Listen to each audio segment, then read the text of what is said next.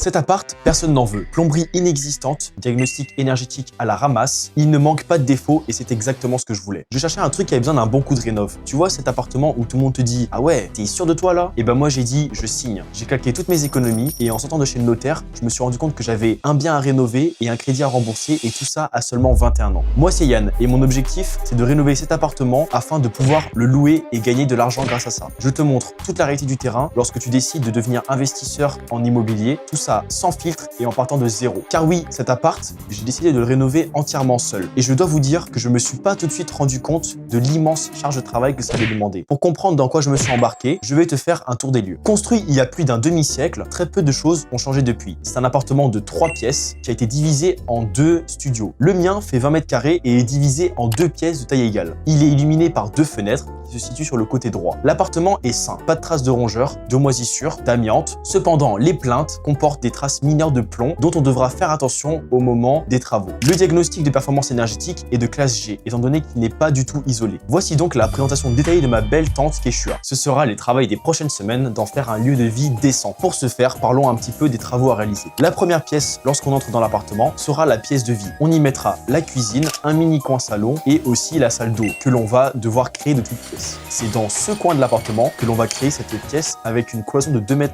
et une autre de 90 cm afin d'y mettre la douche, lavabo et le WC aligné contre le mur. Ce sera pas très grand, mais c'est pour ça qu'on doit optimiser chaque centimètre de surface pour en tirer un maximum possible. Pour le sol, on partira sur un carrelage classique. Ensuite, on passe au coin cuisine, qui sera assez simple afin de ne pas trop bouffer d'espace sur le salon. Évier, plan de travail, plaque de cuisson avec four et plusieurs cabinets. Quelque chose de sobre mais efficace. Surtout, la question qu'on se pose encore, c'est de savoir s'il faut ajouter une machine à laver ainsi qu'un lave-vaisselle. Le sol dans cette pièce, ainsi que dans tout l'appartement, sera du parquet stratifié. Pour le salon, il faudra prendre en compte le fait que tout le côté droit prendra une couche d'isolation et que par conséquent, on perdra quelques centimètres, mais l'idée c'est d'y placer le compteur électrique, une table, des chaises et un petit meuble dans le coin pour ranger. Pour toutes les pièces que j'ai citées, on devra y installer des prises, interrupteurs, des lumières. Pour la cuisine et salle de bain, il va falloir brancher l'arrivée d'eau en L pour alimenter tous les postes qui en ont besoin. Il va aussi falloir brancher le WC avec l'évacuation qui se trouve dans le coin de l'appartement. Pour la deuxième pièce, ce sera la chambre à coucher. L'objectif, c'est d'y ajouter le maximum de confort que possible, en prenant en compte le manque de place évident. Il faut isoler le côté droit, le mur du fond, ainsi que le plafond qui va passer de 2,80 de hauteur sous plafond à 2,55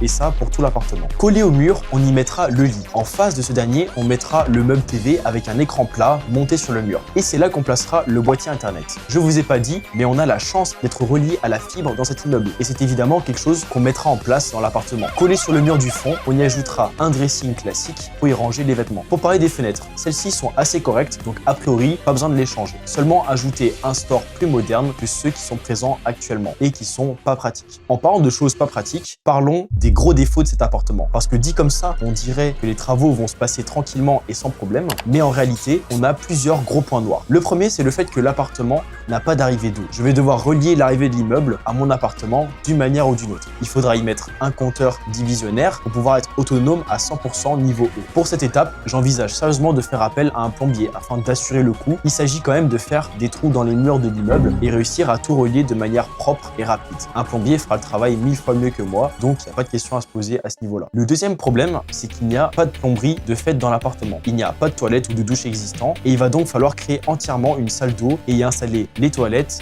douche et toute la plomberie qui va avec. Le troisième gros problème, c'est le DPE G. Comme vous savez, en France, on n'a pas le droit de louer un bien lorsque celui-ci a un DPE inférieur à F. Donc, il va falloir monter à D le diagnostic et ça commence par l'isolation. Il faudra refaire complètement les 3 côtés de l'appartement qui sont exposés à l'extérieur. Le plafond, le mur de droite et le mur du fond. Pour cette étape, je vais devoir faire appel à quelques amis pour m'aider à tout faire. Notamment pour le plafond, lorsque je vais devoir fixer les plaques de placo, ils vont m'aider à les monter et les tenir le temps de les fixer. Je vais utiliser de la laine de verre avec des plaques de placo pour isoler tout ça de manière efficace. Sans oublier de faire toutes les installations électriques qui pourraient passer dans les murs. Par exemple, interrupteurs, prises, etc.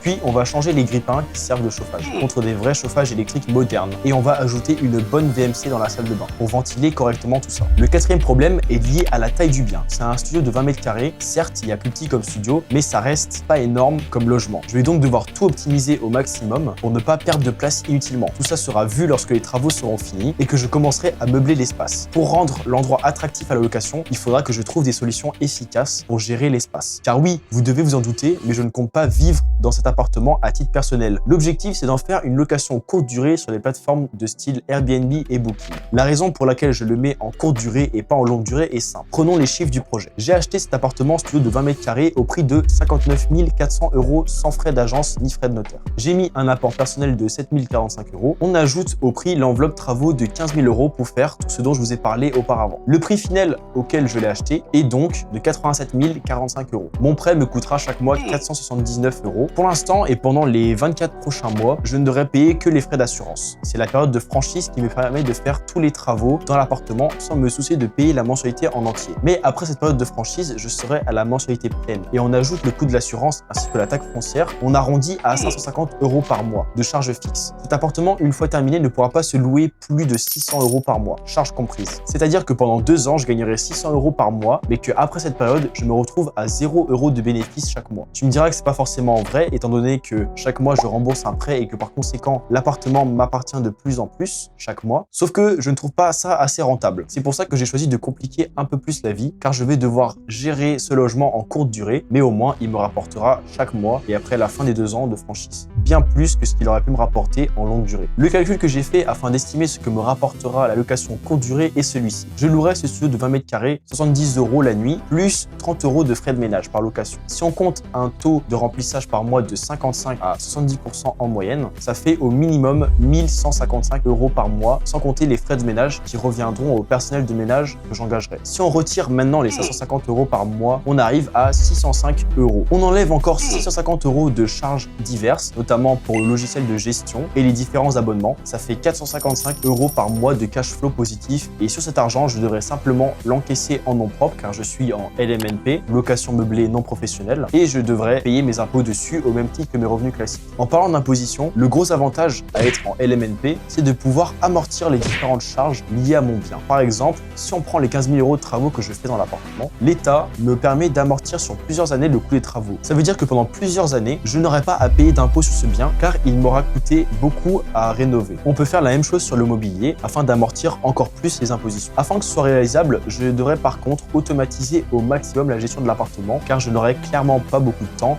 à y consacrer, surtout en semaine. De toute manière, je vous ferai une vidéo bilan des chiffres pour voir si les calculs étaient corrects et si c'est réellement rentable de faire de l'Airbnb. En attendant, si tu souhaites te lancer et faire un complément de revenus chaque mois sur ton téléphone, je te fais un avis détaillé sur le resale Vinted dans cette vidéo et tu pourras avoir mon avis authentique sur la question et ce que je pense du business model.